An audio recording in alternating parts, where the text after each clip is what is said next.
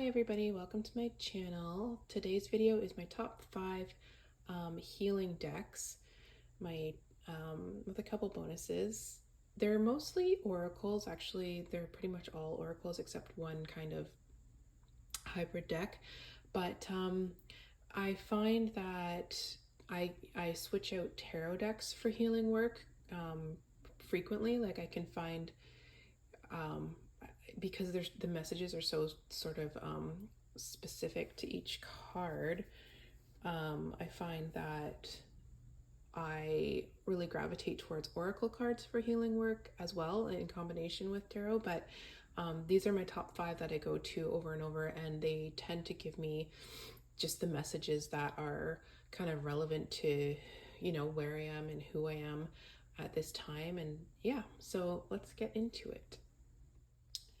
Okay, so my number 5 favorite healing deck to work with is Work Your Light by Rebecca Campbell. Oracle cards. It's the box. Yeah, so of my favorites, it's a good one, but it's what I have to be in a certain mood for it. I get a lot from the pictures. I can kind of dive deeper and sort of, I guess, see myself in there. That's what it is I can see myself in there and understand. But this has to be, this is kind of healing work that's more like, I don't know what the right word is, like mystical. This is healing work that's when you're zooming out of your life completely, right? Like, where do we come from? Why? What is the purpose of life? Why am I here? Where do I come from? And that kind of gives me answers for that. I can use it for like the day-to-day stuff and the normal like life lessons of a human, but and yeah, it absolutely does, right? Like it can give you, but I don't tend to gravitate for that. I kind of do it when I'm super just wanting a big picture of what's happening and why I'm here and what is the purpose of all of this, and those kinds of like existential questions that I have. But the pictures are just beautiful and unique, and I love it. And I think this has been around for quite some time. I've had it for a while. It's yeah, it's beautiful. And that is my number 5. Oh, and here's the little book here. Yep, and the book's good. I love the books that have some color in it because it makes me want to pick up the book and read the message instead of just looking at the cards and sort of intuitively, reading the words and the little message there. But it does have a lot of good information in there as well. Okay, so that's number 5. Number 4 is going to be Alice in Wonderland Oracle. Here's the box. So this one, I guess I'll show you the guidebook real quick. It's kind of, again, no color, but I like it. It has a little story, and I can relate to it. I can relate to the character in the story. And I love that this deck has, it's not all like sunshine and roses. So when I am trying to do that deeper work, and I'm ready to see things as they really are, I guess, or kind of the shadow aspect of it, the dark side of things, this really helps. And it does it with the cute little faces and Cheshire Cat. And it's just, to me, it's just so relevant. Like, find the lesson.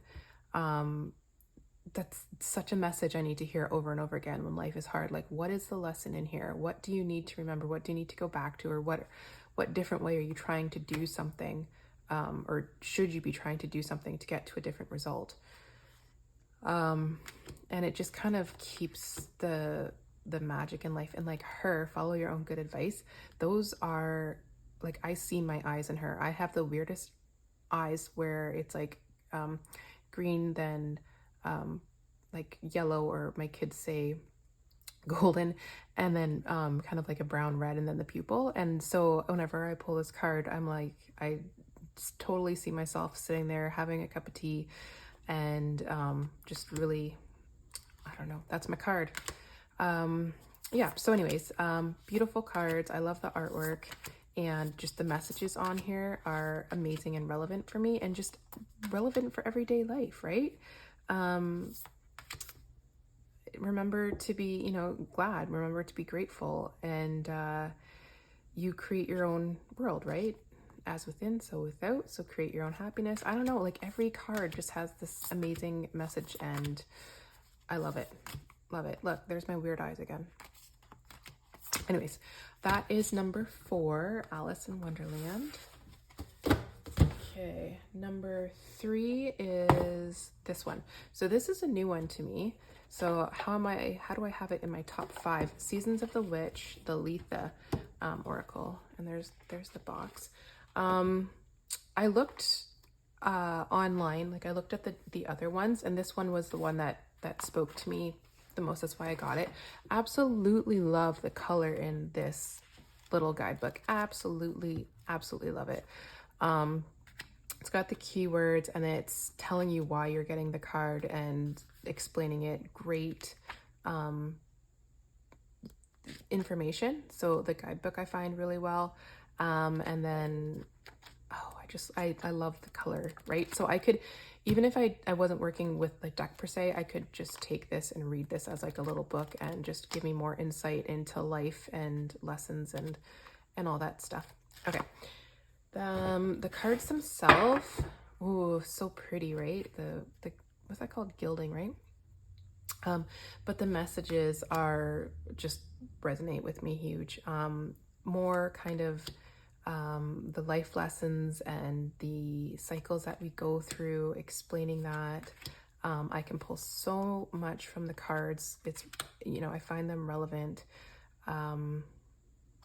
Even the, I love the artwork. I love how, you know, the artist, how they drew things. I love the naturey feel. I just personally like resonate, like I can see myself in these. I think that's what the main thing is. I can see the decks that I use, I can see myself in them. Yeah, so again, like more lessons and things that are relevant. So unsure how to break out of your cage. Spirit shares strength through acts of liberation. You know, when you need to kind of, I find that myself when I'm stuck, say in situations or events and patterns repeating themselves, whether big or small, like, you know, bad relationships, or I can't figure out how to work the YouTube editor or whatever, right? Spirit shares strength through acts of liberation. And it just, to me, that means like stepping back, literally doing whatever, deep breathing or meditating, and just going back to like the very basis of who I am, and like liberating that, right? And acknowledging that, accepting that, and just, you know, going into that, I don't even know how to explain it, but going into that place. Yeah, so the messages are, love them. Keywords, some I highly resonate with, and some I have to really like look at the card to link that into my life. But even so, like for insects, you know, it could remind me of like, oh yeah, like 2 years ago, this bee, I was watching bees with the memories, you know, the intuition kind of clicks and jumps around, and I find that amazing. Like okay, so like this one, when I pull it up, lemonade. So my son was talking about opening a lemonade stand the other day, right? And he's trying to make money for something and that he wants to buy. And that's where my mind goes with that. But for me, like my lesson there is I have to let it go. So I don't want him to buy this thing. But in the experience of letting him open a lemonade stand, he's gonna go down some path that I have to let him go down, and maybe something amazing will come out of it, right? Something will transform and he'll be like, actually, you know what, I'm into, maybe he'll meet a new friend that shares his kind of views on things, and he finds comfort in that, and fun and whatnot. So it can be big or small things that this deck links to, and I love it. I love it for that. Okay. Next, what's that? It was number 3. Number 4 is Animal Apothecary. This is the box. These are the cards. This is the little guidebook, and it's got no pictures and no colors, so here I am. However, I was drawn to the cards. I love the cards. I love the messages on the cards. It's funny because some of the cards I absolutely love. Like this brings up so many memories for me of different places that I've been where I've seen starfish, and I can link the thoughts and the feelings of those times, and it makes sense to me. This one I love. But some of them I really disliked at first, and I thought they were kind of boring and plain, and I had to go with the messages for them. But the more I've worked with it, the more I've come to appreciate all of the cards, even if I have a strong negative reaction to them. Like this one, I did not like that picture. I was like, this is boring. I don't get it. But let me read you the guidebook, because as much as boring as the guidebook is in terms of, artwork and color and stuff like that, the messages in the guidebook are amazing and so in line with my beliefs and my thoughts at this time. And so I do love it, despite it being black and white with just words. But anyways, let me read this one to you because it's so good. So woodpecker is the only creature in the world that bangs its head against something 12,000 times a day. When woodpecker knocks on your card spread, it's a sign of resilience. Like woodpecker, you must be determined and persevere. If there seems to be an obstacle in your way, this is a beautiful confirmation to keep going, right? So like that is a message that I need to hear over and over again, right? Also, like there's more, right? So there's an approaching opportunity in alignment with stepping into a more expansive version of yourself and fulfilling yet another part of your purpose. And I kept pulling this card, as I am trying to do stuff in my life to expand and grow, and it makes so much sense. But I had to read the guidebook but then you have that aha moment. So it's, like you gotta put in the work, right? Like not everything is beautiful rainbows and sunshine and pretty pictures. And that's this deck. I do like a lot of the pictures, but it's about the messages in this book for me. And the messages I just find so profound and just click with where I'm at in life, and I love it. My number 5 is gonna be this one, Outgrow Yourself. This I put in my top 5 tarot, but it is, I believe it's Oracle and Tarot, and it is based off Thoth. So for the longest time, I kept the cards in the right order because I didn't understand Thoth, and I was trying to just get to know the cards. But the statements on there. Every single time I use this, for me and for others, it resonates, it clicks. I can get so much intuition from it. The pictures themselves, like I know they're kind of, creepy in that, but I see myself, does that sound so bad? I can see myself in them, and it's funny because the body images, like the body types, they're all fuller figures, right? And I worked so hard in my life to get a body type that I love, and so for me to find myself in these body types is like just another layer to me, and just kind of blows my mind. But I Yeah, the artwork in here really is primal, and it really takes me back to those kind of just basic um, impulses, like those basic, what's the word, like the basic necessities of life, I guess, what we need, like food, water, shelter, love, you know, that sort of, you know, to, but I don't know if this is making sense. It's one of those ones where I find so much from these cards, but I can't properly articulate what it is I get. But beautiful. Anyways, I find already that I can pair it. Like I was struggling to pair it with other decks for like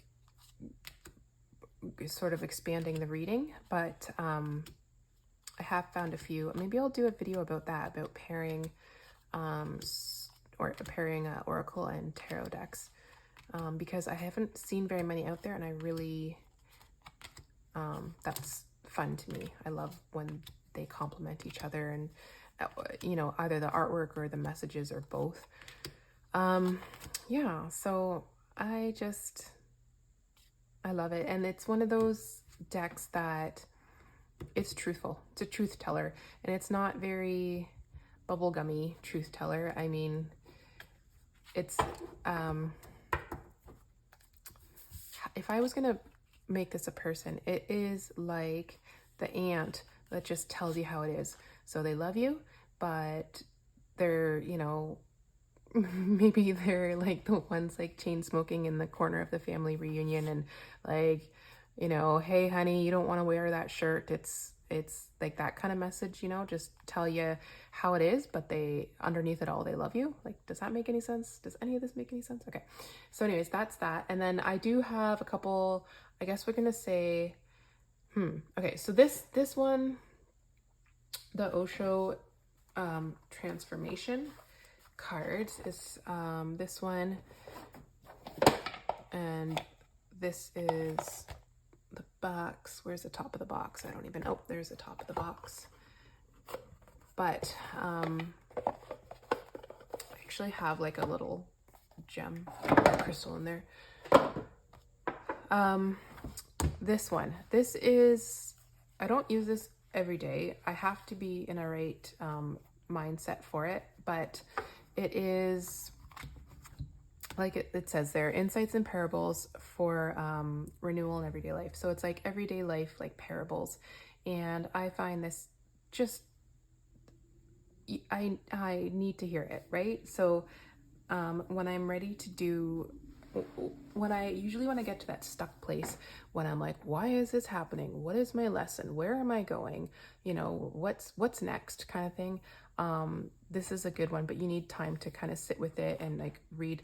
So I have the self-acceptance one open. So the guidebook is big.